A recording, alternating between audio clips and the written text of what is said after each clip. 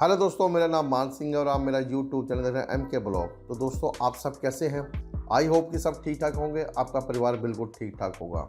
दोस्तों, हर बारी की तरह आज मैं अपने चैनल पर एक नए देश की वीडियो आपके सामने लेकर आया हूं। उस देश में आप कैसे जा सकते हैं, कैसे काम कर सकते हैं, जॉब सेक्टर कौन कौन से हैं, इन डिमांड जॉब कौन कौन सी हैं, पहले आपको कौन सा वीज़ा लगाना पड़ेगा, वहां जाने के बाद कौन सा वीज़ा आपको लगाना पड़ेगा। बने रहिए मेरे चैनल के साथ। चैनल को सब्सक्राइब जरूर कर दें, बेल आइकॉन के बटन को जरूर प्रेस कर दें, लाइक कर दें, शेयर भी कर दें और कमेंट बॉक्स में कमेंट जरूर लिखें कि आपको ये वीडियो कैसी लगी और आपको आगे कौन से देश की वीडियो चाहिए। मैं कोशिश करूंगा कि आपको इस देश की वीडियो विस्तार से बना के दूं। तो दोस्तों, आज मैं जिस देश की बात कर रहा हूं उस देश का नाम है लक्समबर्ग।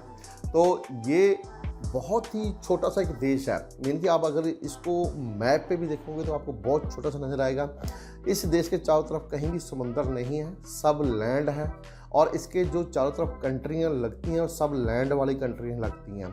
तो दोस्तों, मैं पहले इस देश की बेसिक आप लोगों को बताऊंगा। बेसिक आप लोगों को जानना बहुत ज़रूरी है कि आप जिस देश की वीडियो देख रहे हैं उसकी बेसिक क्या है। बेसिक बहुत ज़्यादा लंबी नहीं है, सिर्फ 4-5 लाइनों की बेसिक होती है जो हम लोगों को मैक्सिमम चाहिए होती है। पता होना चाहिए कि इसके साथ में कौन कौन से देश लग रहे हैं, इसकी करेंसी क्या है, इसकी राजधानी क्या है, ये चीज़ें आप लोगों को जानना बहुत ज़रूरी है। तो मैं अभी आप लोगों को बताता हूं कि देश तो मैंने बता दिया लक्समबर्ग है ही है। तो इसको हम ग्रैंड डूची ऑफ लक्समबर्ग भी बोलते हैं और ये एक यूरोप की कंट्री है और ये यूरोप यूनियन के अंडर में आती है और कैपिटल इसका है लक्समबर्ग सिटी। अच्छी बड़ी सिटी है, ये काफ़ी बड़ी सिटी है। जो इसकी ऑफिशियल लैंग्वेज है वो है लक्समबर्गिश, फ्रेंच और जर्मन, और यहाँ पर इंग्लिश भी बोली जाती है। जो इसके नियर बाय जो देश हैं, बड़े देश जो हैं नियर बाय, जो इसके पड़ोसी देश हैं वो है बेल्जियम, जर्मनी और फ्रांस।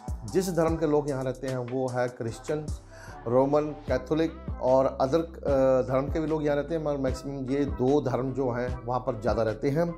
और ये इसकी जो करेंसी है वो यूरो है। यूरो आप गूगल पे सर्च कर लेना, उसका रेट क्या है आपको पता लग जाएगा, क्योंकि ये 85 और 90 रुपये के बीच में वेरिएशन करती है। इस देश में जो फेमस है, मेन कि जो लोग जानते हैं इस देश के बारे में भी, इसमें क्या है, इसमें सबसे पहले है कि 3 भाषाएँ बोली जाती हैं और दूसरा है कि यहाँ पर वाइन बहुत ज़्यादा प्रोड्यूस होती है। तीसरा है कि टैक्स बहुत कम है, बड़ी बड़ी कंपनियों का टैक्स बहुत कम है।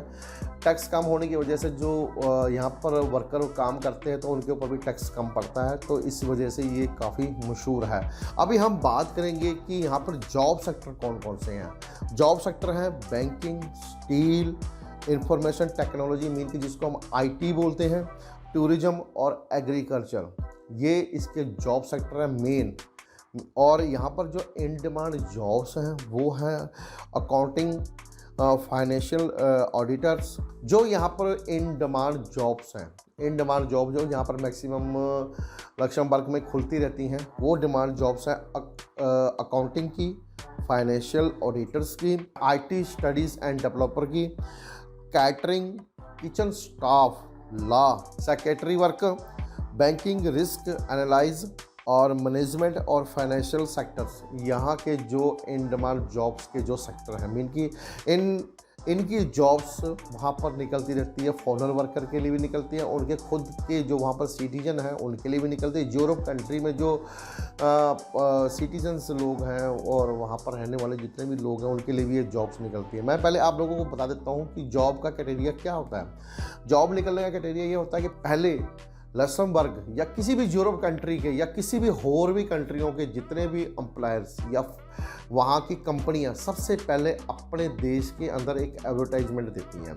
मीन कि उनको अगर फॉरेनर वर्कर मंगाना है काम करने के लिए तो सबसे पहले वहाँ की जो मिनिस्ट्री ऑफ लेबर है वो उनसे क्वेश्चन करती है कि आपने अपने देश के अंदर एडवर्टाइजमेंट दी, आप फॉरेन वर्कर को क्यों बुला रहे हो, अपने देश में एक सूटेबल वर्कर आपको मिला नहीं, तो उसकी जो टर्म्स एंड कंडीशन उसको क्लियर करनी पड़ती है। मीन कि सबसे पहले उसको अपने देश के अंदर एडवर्टाइजमेंट देनी पड़ती है। उसका एक टाइम पीरियड होता है, किसी देश में 20 दिन का होता है, किसी देश में 1 महीने का होता है, किसी देश में 40 दिन का भी होता है, 35 दिन का भी होता है। जो भी उनके देश के लॉ के अनुसार वो अपने देश में एडवर्टाइजमेंट देता है।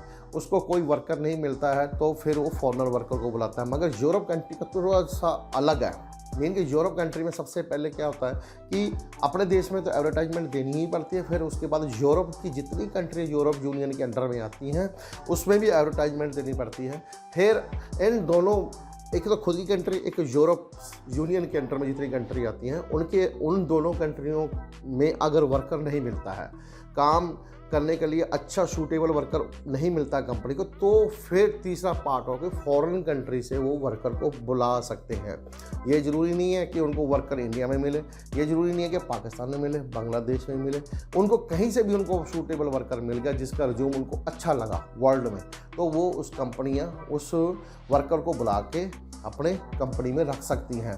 ऐसा नहीं है कि हम राइट्स हैं कि हम सबसे अच्छे काम करते हैं, ऐसा नहीं, हमसे भी बहुत बड़े बड़े वर्कर बैठे हैं जिनको नीड है जॉब्स की फॉरेन कंट्री में काम करने की, वो भी वहाँ पर काम करते हैं।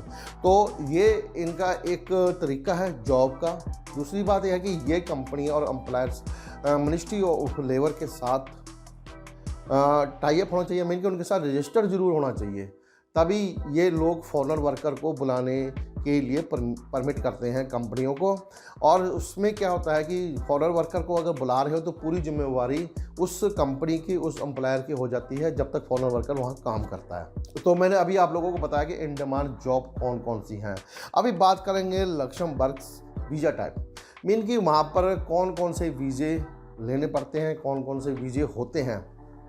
तो एक है सी टाइप वीज़ा जिसको हम शॉर्ट टर्म वीज़ा बोलते हैं, और एक है D type long stay visa जिसको हम रजिस्टर्ड परमिट भी बोल देते हैं। तो अभी प्रोसेस, मेन की अभी प्रोसेस क्या है, हम लोगों को वहाँ जाने का प्रोसेस क्या है। सबसे पहले हर वीडियो में बताता हूँ कि जॉब पोर्टल एक प्रोसेस है, मीन कि जिस देश का आप जॉब पोर्टल खोल रहे हो, जिस देश में आपने जाना है उस देश का जॉब पोर्टल खोल रहे हो, तो सबसे पहले वहाँ पर अपने आप को रजिस्टर्ड करवाइए। उसके बाद क्या है कि प्रॉपर जॉब पोर्टल में देखिए कि आपके ट्रेड के मुताबिक वहाँ पर जॉब है या नहीं है।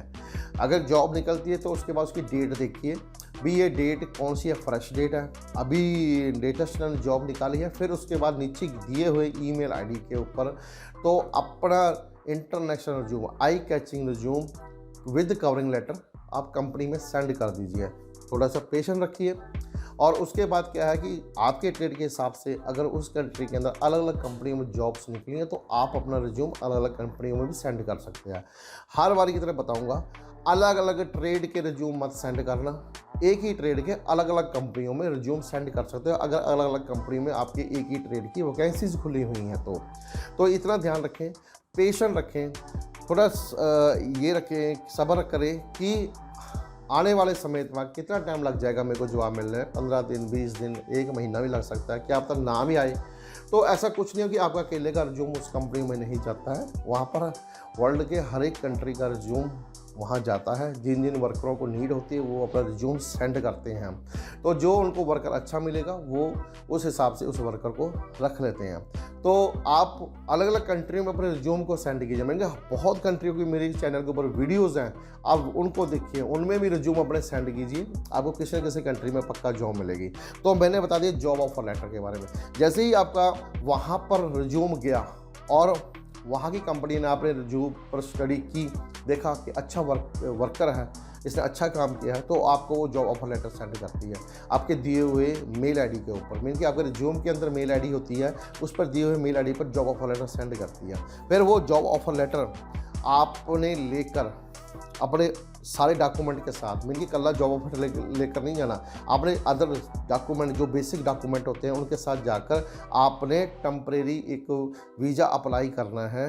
यहाँ जो लक्समबर्ग की एम्बेसी है, मीन कि इंडिया में, पाकिस्तान में, कहीं भी है, तो वहाँ पर जाके एक टेम्परेरी वीज़ा अप्लाई करना है जो कि आपको यहाँ से लक्समबर्ग जाने के लिए ज़रूरी है। वो आपको मिलने के बाद फिर आपने लक्समबर्ग के लिए ट्रैवलिंग करनी है।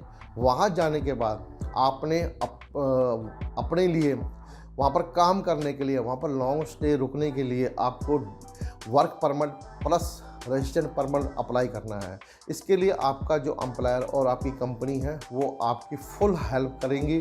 और उसके बाद क्या है कि आपको जब वर्क परमिट मिल जाता है, रजिस्टर्ड परमिट मिल जाता है, तो वहाँ पर आप खुले टाइम वर्क कर सकते हैं। और इसकी जो वैधता होती है, मीन की इसकी जो वैलिडिटी होती है वो 2 साल, और उसके बाद आगे एक्सटेंड भी होती है, ज़्यादा भी हो सकती है।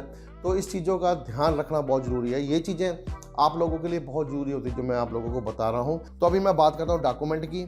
इसमें क्या कि पासपोर्ट तो आपका कंपल्सरी है ही है। आप लोगों को सबको पता है कि पासपोर्ट तो ज़रूरी होता है, वैलिड पासपोर्ट भी, कि उसमें वैलिडिटी होनी चाहिए। Passport size photos, birth certificate आपका, आपकी पुलिस क्लियरेंस सर्टिफिकेट, रिज्यूम, और आपके अदर सर्टिफिकेट्स, आपका जो जॉब ऑफर लेटर है वो कंपल्सरी है। और भी काफ़ी डॉक्यूमेंट हैं कि आप मैं लिंक दे दूंगा डिस्क्रिप्शन बॉक्स में, आप उस लिंक को खोलिए, पढ़िए, फिर उसके हिसाब से अब आप अपना एक डॉक्यूमेंट की फ़ाइल तैयार कीजिए, फिर एक शॉर्ट टर्म वीज़े के लिए अप्लाई कीजिए, प्लस आप अपने साथ में वहाँ लेकर भी जाइए। तो दोस्तों एक छोटी सी वीडियो थी लक्समबर्ग के बारे में कि वहाँ पर आप कैसे जॉब ले सकते हैं, कौन कौन सा सेक्टर है और इन डिमांड जॉब कौन कौन सी हैं। आपको लगता है कि मैं यहाँ पर जॉब कर सकता हूँ, ज़रूर अप्लाई करें।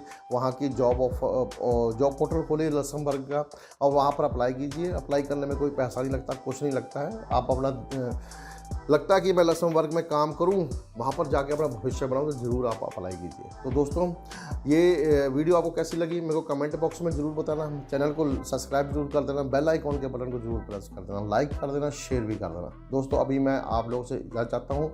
मेरी तरफ से आप लोगों को प्यार भरी सत श्री अकाल, जय हिंद।